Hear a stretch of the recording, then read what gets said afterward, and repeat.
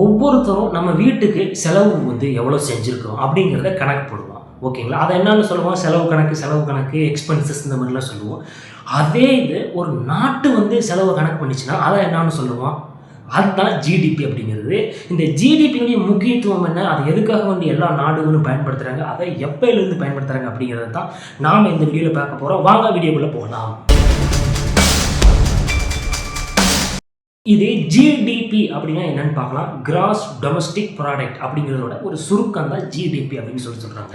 இந்த ஜிடிபி அப்படிங்கிற இந்த வார்த்தையிலே உங்களுக்கு மீனிங் இருக்குன்னு நினைக்கிறேன். கிராஸ் அப்படின்னா டோட்டல் அப்படின்னு சொல்லி அர்த்தம். டொமஸ்டிக் அப்படின்னா உள்ளூரில் அப்படின்ற மாதிரி மீனிங்கு. அப்புறம் நம்ம ப்ராடக்ட் அப்படின்னு சொல்கிறாங்க. அதாவது மொத்தமாக நம்ம நாட்டுக்கு உள்ள அந்த செலவு பண்ணக்கூடிய அந்த விஷயங்கள் என்ன அப்படிங்கிறதுக்கு பேர் தான் இந்த வார்த்தையிலே உங்களுக்கு வந்து மீனிங் வந்து வந்துடும். கிராஸ் டொமஸ்டிக் ப்ராடக்ட் அப்படிங்கிறது. ஓகே, இந்த ஜிடிபி அப்படிங்கிறது முதல்ல எங்கே ஆரம்பிக்குது அப்படின்னு சொல்லி பார்த்தீங்கன்னா, சர் வில்லியம்ஸ் அப்படிங்கிறவர் தான் ஃபஸ்ட்டு இந்த டேர்ம் எடுத்துகிட்டு வர்றாரு. ஆனால் அந்த டைமில் இது பெரிய அளவிலான ஒரு ரெஸ்பான்ஸை கொடுக்கல. இது பெருசாக யாரும் பயன்படுத்தலை. ஏன்னா அன்னைக்கு ஒன்று இருக்குது, கிராஸ் நேஷ்னல் ப்ராடக்ட் அப்படிங்கிற ஒரு வார்த்தை வச்சுருக்காங்க. அதுதான் ஒரு நாட்டினுடைய பொருளாதாரத்தை கணக்கிட்டுலாம் பயன்படுத்தப்பட்டு வராங்க. ஆரம்ப கட்டங்களில் இந்த ஜிடிபி அப்படிங்கிறது ஒரு பெரிய அளவிலான திருப்திகரமாக கொடுக்கக்கூடிய ஒரு கால்குலேஷனாக இல்லை.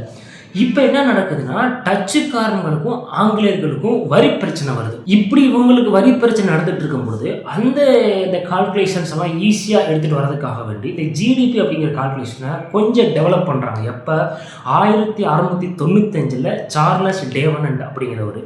இப்போ இதன் பிறகும் இந்த கால்குலேஷன் வந்து பெரிய அளவிலான பயன்படுத்தப்படலை. ஏன் அப்படின்னா, கிராஸ் நேஷனல் ப்ராடக்ட் அப்படிங்கிற ஒன்று அவங்க அதுக்கு முன்னாடி இதை விட பெட்டர்மெண்ட்டாக இருக்குது அப்படின்ற மாதிரி இருக்குது.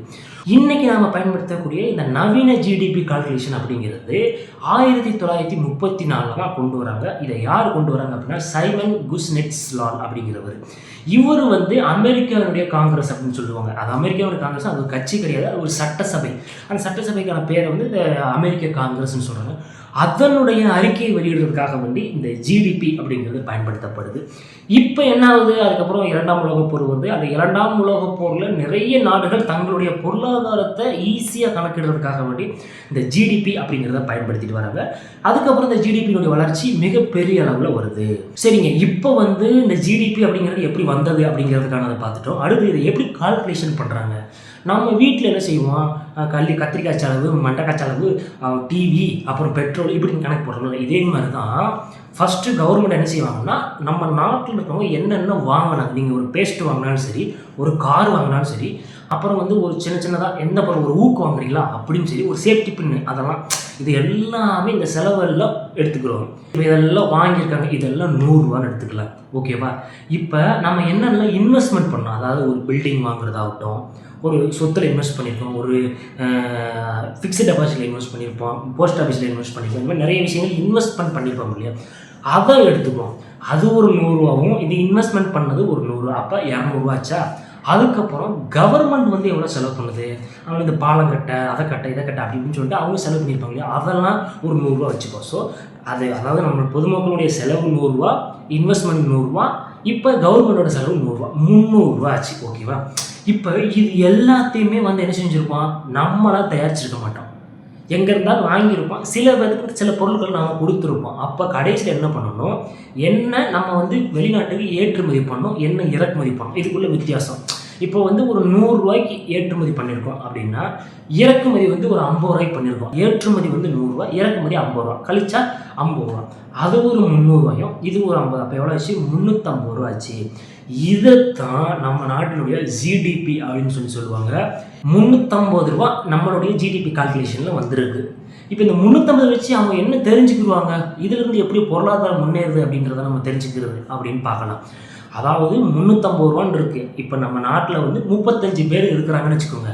அப்போ 350 35ஆல் டிவைட் பண்ணால் ஒரு ஆளுக்கு 10 ரூபா அப்படிங்கிறது வருது. அப்போ ஒரு ஆள் சராசரியாக 10 ரூபா அப்படிங்கிறத செலவு பண்ணியிருக்கிறான். அப்போ அவங்க கையில் அப்படித்தான் அப்படின்றது வந்துடுச்சா? இப்போ 2024 10 ரூபா செலவு பண்ணால், 2025 15 ரூபா செலவு பண்ணால் அப்படின்னா, அப்போ அவங்க கையில் காசு கூடிச்சுன்னு அர்த்தம். ஸோ தட் இஸ் ஃபார் பொருளாதாரம் உயர்ந்துருச்சு அப்படின்ற மாதிரி சொல்லுவாங்க.